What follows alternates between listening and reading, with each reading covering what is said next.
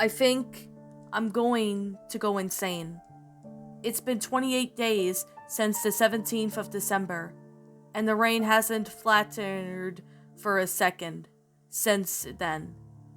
It seems to be falling in the sheets, driving down heavens like a waterfall. Outside you feel that you could drown walking. This is when it all started out. I don't think that everyone thought much of it. I mean, this nightmare was just another winter storm then. It started in kind of an odd place. Out in the North Atlantic across the Gulf of St. Lawrence. But I'm not really sure that meant anything to the people who were meteorologists or oceanophotographers. The storm started out by expanding very rapidly. I'm not sure if it's still growing or not, since the TV hasn't come on for more than 3 weeks. But it sure hasn't moved at all. Things then started looking more bizarre. Then the wind failed to move the storm.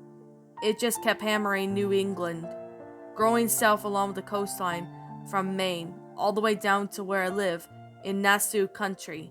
It's just outside of New York City.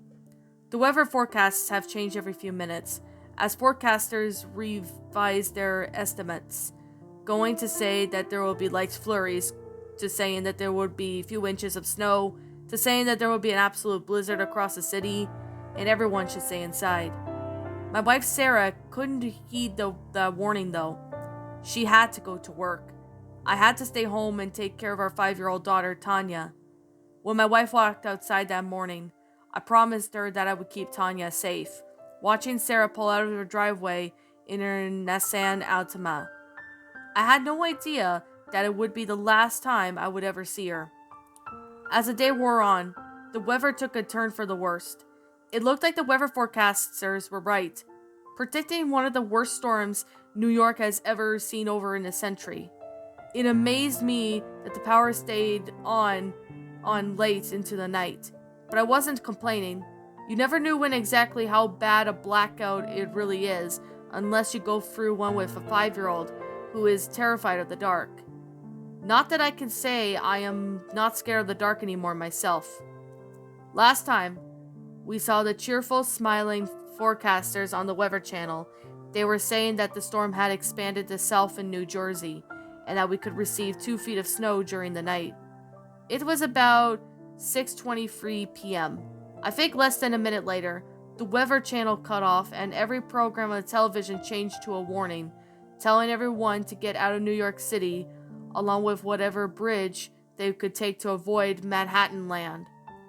I tried to reach the company where Sarah worked on my phone, but the lines were down and I didn't really know what was going on. So I decided that I would listen to the reporters on my TV and get Tanya out of the city. I struggled with the idea that I shouldn't just desert Sarah. She's worked in Manhattan, but when I got outside, I realized I couldn't possibly risk going there. To the south across the horizon, the dark clouds of the night were painted in red with flames. The traffic was horrible, but not as bad as you may think. A lot of people were reluctant to leave. All of them seemed to be in shock. I drove my Cadillac along with the roads through the Nassau and Queens, seeing a lot of people standing by the roadside, watching the shadow of the flames flickering against the sky. But running too far, few were actually driving around the road. Some of the people were slowly making their way by foot out of the city. As time went on, the traffic congestion got a bit worse, but amazingly, I was able to get myself and Tanya out of New York before it came so bad that I couldn't drive at all. I still remember looking across the harbor on the road of Queens to mainland and seeing Manhattan Island returning, but I didn't even think that I will ever forget that. Tanya kept staring out the window speechless, and tried to, I believe, I don't even know for a certain time what it actually happened to be, but I think it was past 11. All night I drove through the countryside, trying to pick up the radio station that could tell me what was going on. There was nothing anywhere, though except a few mandatory concussions and evacuations of New York.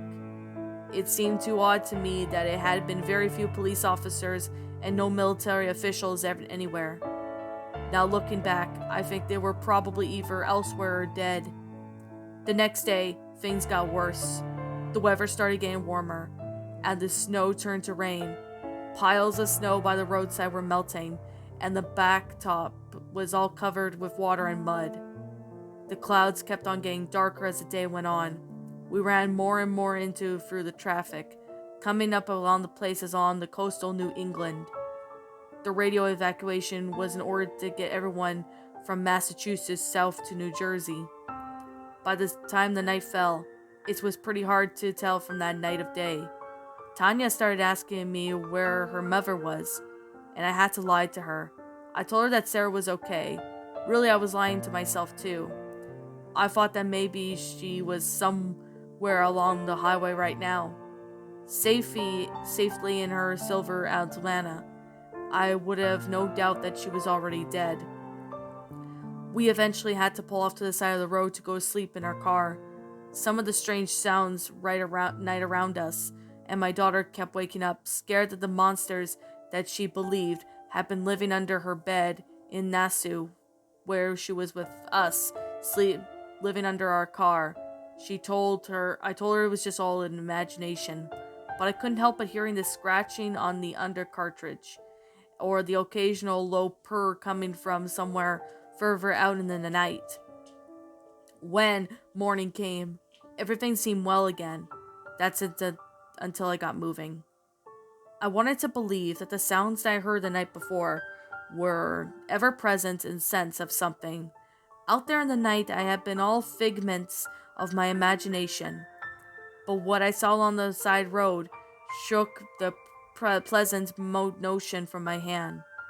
And everywhere there were cars still sitting on the side roads, their windows broken out and their doors sometimes torn off of their hinges. In front of some, deep trails though leading to the melting snow into the distance.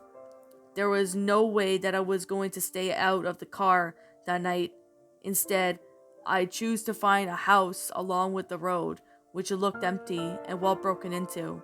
To be more accurate, I knocked on the door, and it creaked open on its own. No one was inside, so I decided that me and Tanya could stay here for the night. The door locked safely and securely behind us, and we seemed safe. We've ever been in that house before since.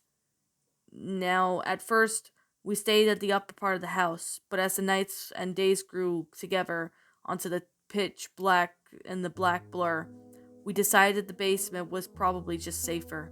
Just a time soon, as soon as we get down from the basement, I heard something break down the door and crash into the upper part of the building, toppling tables and knocking over the television. As time passed, eternally dragging on, the temperature kept getting warmer and warmer until it began to feel like the middle of summer, then the middle of winter. Until one night, I think it was impossible to tell, the world around us grew warmer than the inside of the oven. I can't say that the temperature was lower than 150 degrees, but it was almost literally scalding. A bit of water had started creeping into the basement through the windows, high on the walls, as my daughter and I tried to stay out of it, because it was nearly not hot enough to boil. But that night I saw something I wish I couldn't unsee. My daughter went to sleep early. She was tired, and I think a little sick. For a little while, I let her sleep alone, choosing to look out for one of the closed windows, where no water was pouring in. At first, I saw nothing but the pitch black of the storm. Then I noticed something out there of the night. A few darkly glowing patches of luminescent green coming from seeing something I couldn't see. I watched for a while as they bounced through the deafness darkness, moving along the distance I couldn't really understand. Then there were several bright flashes of lightning, and I realized what I was watching was much larger than anything I could have possibly imagined. How tall it was, I'm not really sure, but I know it had to be bigger than a mountain. It was just a shadow in the distance, but it had enough for me to know that it was not normal. even the twisted alternative version of reality which it comes to the storm. I could feel the heart coming on out of it and through the window like an open fire. Less than a few inches from my face, it's in its wake, and there were flames spouting up from the forest south of New York, casting black trails of smoke against the black sky. Soon the sunlight for the brief outburst lightning strikes fell away, but the green glow continued. I kept watching for a while before going back to sit with Tanya. Those images burned forever in my head. When morning came, the world was a bit cooler, and as the next day wore on, and the next day after that, the temperature then went lower, and so did our stocks of food. The owners of the house had a few weeks' worth of food in the basement. Apparently, they were farmers who kept the old traditions of canning and drying their own procedure. It lasted longer than I thought, but now we've been out for a while. I think Tanya and I are gonna head out. If the car works, we'll take it. If it doesn't, we'll figure something out. There's water everywhere, and it was more than a foot deep in the flat land here. The ground reached its saturation point weeks ago, and the water hasn't had any time to drain away fully. I don't even know what's going to happen if it keeps raining. I guess this part of New York is going to join the Atlantic Ocean. I'm just thinking that maybe we should get to safety somewhere. There has to be a place in this storm hasn't reached. I'm leaving this note here, just in case if someone finds it eventually. I just want to be there to be the reminded of Tanya, Sarah, and I passing through this world. I don't want all of us free more faces in the storm. And that, my little pretties, was Faces in the Storm. A creepypasta narrated by C.S.B. My final thoughts on this story? Okay, I would have to say that this one is a pretty good creepypasta for what this story is. I mean, that's saying something because I've remembered the other day I've listened to Mr. Creepypasta narrate this story as well as Creepypasta, but I also have heard from a few other people that have also narrated this story. Now, I think if I have to say this, I believe Mr. Nightmare maybe narrated this back when he did creepypastas, but I honestly do not remember because it's been quite a few years since I actually, sat there and heard of this narration. I mean, I think I heard of this narration I think a few years ago. I just honestly don't remember because it's been quite a while actually. So, I'm gonna definitely sit here and say that this is actually a very well made creepypasta. It's definitely well made, and there's definitely a lot of time and effort into, the story. I do like that the fact that, it does have a really good inspiration of, what's happening to the protagonist in the story. He, along with his daughter, have to evacuate, the city because there's like a big snowstorm and then it all of a sudden turns to rain and makes it a flood or something like that. I mean, it's pretty freaky, I'm not going to lie. It's actually a pretty freaky concept, to make it scary, which I honestly have to say I'm not going to lie, this story honestly makes it pretty good for what this story really is. So, I'm going to have to say the grammar is pretty good as well as the sentence structuring and all that, and it does have a really good play a good part in this story. So I have to say this story is like an older one, so I'm assuming this was written in 2013 or something. It was around that or 2012. I can't honestly remember really when this was made, but it was made around the time. So I would have to see right now that it sounds like the beast is, following this the father with the daughter that, made noises in the car and whatever the shadow thing that the dad goes out later. I have a feeling it's some sort of creature or something. It's not really given an explanation, but it does fit out pretty well with this story. I mean, the plot is a pretty good original plot, which I really have to say is flat out fantastic. I mean, here's the other for thing I would have to say, and this one, it ended on a cliffhanger, but it actually fits out perfectly well. Now, normally with cliffhangers, I usually don't really care for, cliffhanger endings in creepypastas, but for some reason, this story manages to end on a cliffhanger in a way to make it more reasonable. But not only that, but it's just so that way. What was I gonna say? Oh, yeah. Just so that way it works out with the story. I mean, it's kind of hard to make like a cliffhanger ending in a creepypasta if you're not really sure what you're doing. That's honestly the honest to God thought that I've been always wondering about. So I'm gonna sit here and say this right now. Um, it's a pretty good story, but we don't really know what happened to the wife Sarah of how she died. I'm assuming that she must have either died from hypothermia, got into a car accident, or maybe when it was raining, there was flooding all over the place where she was. Anything could have happened to Sarah. Well, the character in this story.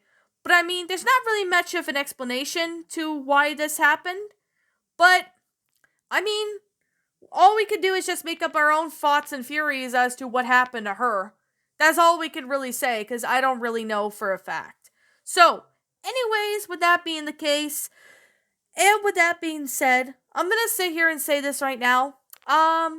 This is simply my own personal opinion, and if you happen to disagree with me, that's fine too. We're all entitled to our own opinions regards to these creepypastas, and this is simply my own personal thoughts.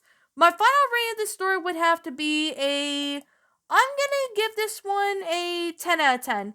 A beautiful, well-made creepypasta, definitely a lot of time and effort into it. It was perfect on the way it ended on the cliffhanger perfectly. It didn't just end it on the cliffhanger for the sake of, just throwing that in there. The protagonist knew exactly what he or she was doing, and they ended the story on a cliffhanger, which I think it's a good thing because, it's not really easy to make a not really a lost episode pasta. Well, any pasta in general without, that has a cliffhanger ending without sitting there and, throwing it in there for the sake of throwing it in there. This story manages to end it on a cliffhanger in a very reasonable way. That is the most exact point I can definitely state. Now, I guess with that being said and that being the case, what did you guys personally think of this creepypasta? Did you all enjoy it? Did you all not? Also, what you have done personally to help make this story a lot better? Feel free to leave me know what your thoughts are down in the comments below. I'm the Queen of Lions. Thank you so much for watching today's episode, and if you're new to this channel, be sure to like, comment, and subscribe because I make brand new videos every single day. Don't forget to ring the notification bell to when I upload, so that way you guys will not miss an upload.